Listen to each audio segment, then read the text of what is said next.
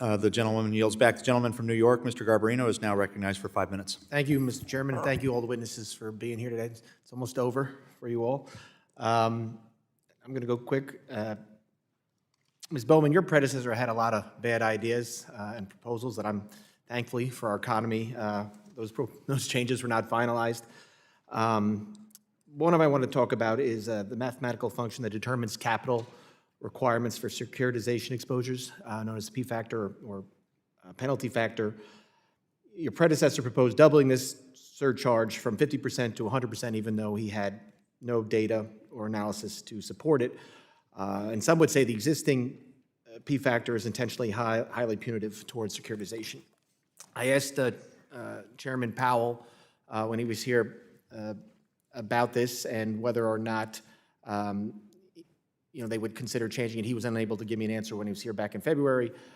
So rather than rubber stamping the Biden era P factor rate, will you commit to revisiting the P factor for securitization by examining the data, quantitative analysis, and impacts on consumers through the cost and availability of credit for U.S. households and businesses? I can assure you that we are taking a completely fresh look at our responsibilities to implement the Basel III framework, and that we are reviewing all of the comments that were received. There were hundreds of comments, and that we will be reflecting many of those in that proposal, and I'd be happy to review the issue that you've raised. We want to make sure that there is empirical evidence that supports the issues that, or the calibrations and the factors that are included within the capital framework. I appreciate that answer, and I really do thank you for your continued work on the Basel reproposal. And I want to switch gears just a little bit, talking about the Basel reproposal. I want to encourage you to look at, carefully consider the impact of foreign banking organizations and the way what the role they play in the U.S. financial services industry, specifically in New York, which I represent, has over, I believe, 200,000 employees of FBOs. And I just want a commitment also that your REIT proposal will take into account the business models of foreign banks and also appropriately align the actual risks, operational and otherwise, posed by FBOs. I appreciate you raising that issue, and yes, it's definitely something that we are reviewing and considering. I appreciate that, and I'm going to yield real quick so we can ask a question to my colleague from Nebraska, Mr. Flood. I thank the gentleman from New York for the opportunity. I'll be brief. On October 7th, the OCC and the FDIC published a notice of proposed rulemaking where you were defining, quote unquote, unsafe or unsound practice under Section 8 of the FDIC Act. And Comptroller Gould, let's start with you. If the definition you have jointly proposed were in place in 2022, do you feel it would have changed the way examiners would have been looking at the Silicon Valley Bank before its demise?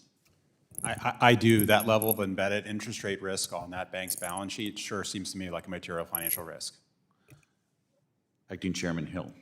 I would agree. I think the SVB experience is one of the key inputs into the motivation to reorient our focus, and so the full intent would have been for the focus to have been different. Additionally, as part of the OCC FDIC proposal, matters requiring attention, or MRAs, must be tied to circumstances posing material harm to the financial condition of the institution or a material risk of loss to the deposit insurance fund.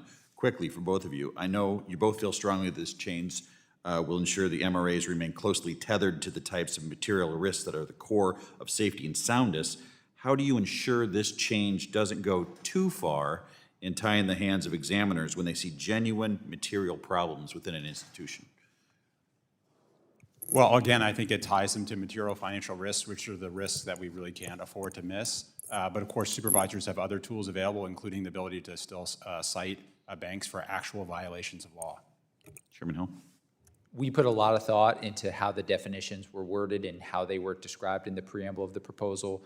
It's a proposal now. We are receiving comments. Look forward to getting the comments back. But we'll certainly want to make sure we are striking the right balance in whatever the final rule is. Striking the right balance, I think, is important here. And with that, I thank the gentleman from New York. I yield back to him. I also yield back to the chairman. Thank you all. The gentleman yields. I'd like to thank all the witnesses for your testimony today. Without objection, all members will have 5 legislative days to submit additional written questions for the witnesses to the chair. The questions will be forwarded to the witnesses for their response. Witnesses, please respond no later than January 7th, 2026. We have another hearing in this room at 2 p.m., so we ask everyone to exit promptly after adjournment so we can prepare the room. And with that, this hearing is adjourned.